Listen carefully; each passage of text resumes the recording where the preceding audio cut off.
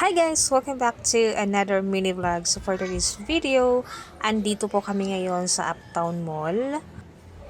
And then after namin magmas, nagutom, naghanap po kami ng pwede namin makainan. And then napunta po kami dito sa Pho.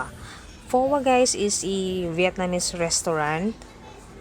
Ito po yung kanilang menu. Marami po silang mga pagpipilian. Appetizer, main course, at syempre may dessert, and then may mga drinks din po sila. So, ito yun sila guys. Yan. So, nag-order kami ito ng dessert, coffee, and then malapit lang siya dito. I think nasa 3rd floor nitong Uptown Mall, kung hindi ako nagkakamali. So, ito yun guys, yung Vietnamese na coffee, iced coffee. In fairness, masarap yung kanilang coffee. Condensed milk yung kanilang nilagay na gatas. So, ito po yung aming mga in-order. Ayan siya. Ayan. Yung isa, pork. Yung isa naman is chicken. Ayan siya. Tapos may kasama din siyang lumpia. Masarap pati yung rice. This is our second time guys na kumain dito sa Pho. Ang the best, pinaka the best talaga na natikman namin is yung kanilang noodles.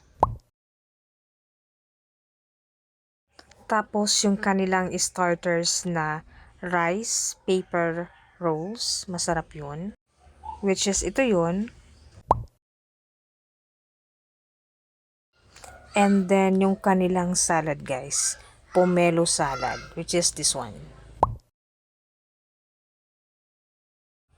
Ang sarap din yan guys, super. And then super solid yung kanilang serving dun sa salad. Siguro mga good for 2 to 4 person na yun. And then, natry din po namin dito yung kanilang mango sticky rice, which is nasa 250 pesos. Masarap din siya.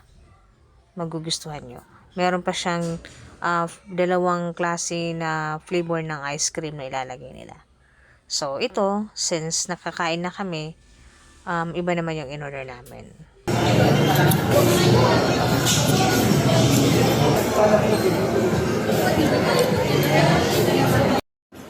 And this time guys, ito naman yung in-order naming dessert, which is yung mango crepe. Masarap siya, in fairness. Masarap. Try natin kanila mango crepe.